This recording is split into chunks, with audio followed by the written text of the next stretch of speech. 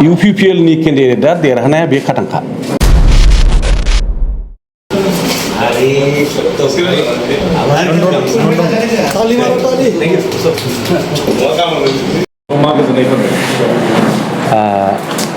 गिबियाव जोंनि दैदेनगिरि आरो जोंनि मावथिफारिया आरो जोंखौ जेब्लायबो सहाय खालामग्रा जोंनि अनजालु रायजो राजा बिथांमोननिसिम गोसो सिंनिफ्राय आंनि खुलुमनाय सिबिनाय मोजां मोननायखौ आङो जासिग्रोबाय।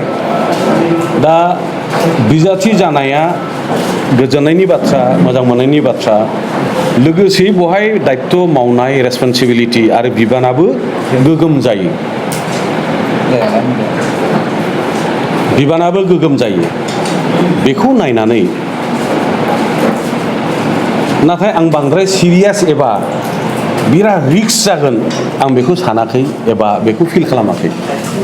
खारना जाहैबाय UPPL राजखान्थि हान्जा हिसाबै चिरां जिल्ला एबा जेरावबो आरो स्पेसियेलि जोंनि काजोलगाव समस्थियाव बिराद गोरा गोख्रों जनसमर्थन रायजो राजानि अननाय मोजां मोननाय पाब्लिक सापर्टआ सांघातिक आरो दलिय जोंनि प्राइमारिनिफ्राय ब्लकनिफ्राय बिभिन्न जायफोर दायित्व मोननानै दङ जोंनि मावथिफारिया कर्मिफोर दलिय कर्मिफोर दङ बिराद गोख्रों आरो बिराद गोथार गोसोजों दलनि थाखाय खामानि मावग्रा सासे डेडिकेटेड बिथांमोनहा माने सासे दलनि बिसोरो सिपाहि।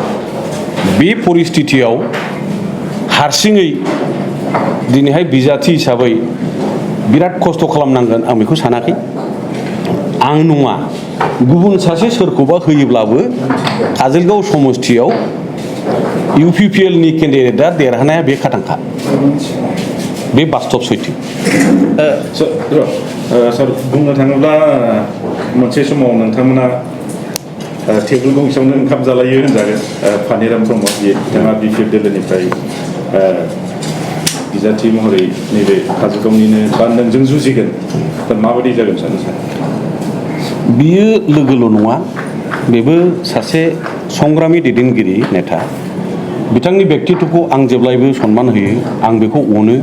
सोमोन्दोआव बे आंनि निजे बिबनाय। बिथांखौ इसोरा जेब्लायबो सहाय खालामथों, आंनिफ्रायबो जेसे हायो आशीर्बादा थागोन। नाथाय खोथाया दिनैनि मुहुर्तआव बेल'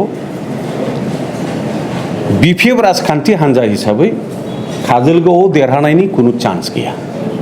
बे काजोलगावल' नङा, चिरां जिल्लाल' नङा, दिनैनि अबस्थाया BPF राजखान्थि हान्जा हिसाबै देबोरगावआव BPF नि आफादगिरि गोबाव सम सिफ जाबोनाय मानगोनां हाग्रामा महिलारि बिथाङानो दिनै जेननो थांगासिनो दं।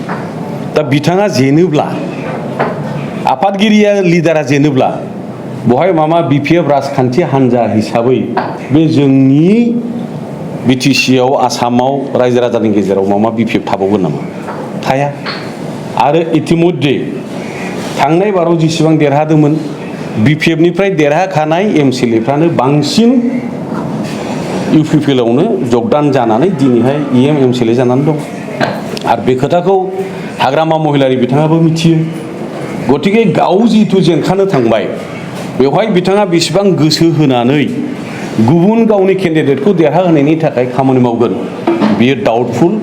बिनि गोसोआ दिनैहाय मोननै मोनथाम गोसो सिङाव बेनावनो प्रश्न सिखारगासिनो, गावनावनो प्रश्न सिखारगासिनो। ओंखायनो फुङाव मोनसे बुङो, सानसुआव मोनसे बुङो, बेलासियाव मोनसे बुङो। बेफोर खोथाखौ नोंथांमोननि मिडियानि गेजेरजों जों बयबो नुबाय थादों।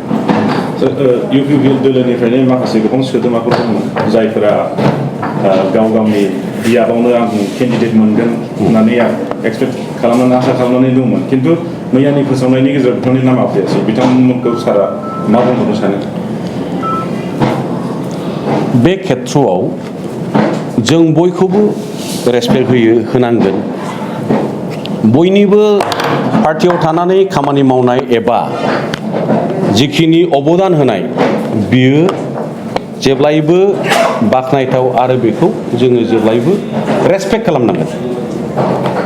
दा जिहेतु मोनसे पार्टिनिफ्राय मोनसे समस्थियाव सासेखौनो होनांगोन, बे खोथाया UPPL निल' नङा, गुबुन गुबुन राजखान्थि हान्जानि बेलायावबो बेनो जागोन जिखिनि दिनैहाय डिक्लेयार खालामदों एबा बाखि जि डिक्लेयार खालामबावनांगौ दङ दैदेनगिरिया ओरैनो दैदेनगिरि जाया गासिबो खोथाखौ गासिबो बिथिंखौ सालिजारि नायनानैसो सिद्धान्तखौ लायो आरो नोंखायनो फंसे रावै बुंनाय जायो जोंनि गोजौनि दैदेनगिरिया जेखौ सिद्धान्त होयो बेखौ जोङो गाहायनि मावथि कर्मि दैदेनगिरि जेसेबांखि जाया बेखौ मानिनानै लानाय फल' खालामनाय बेखौ एक्जिकिउट खालामनाय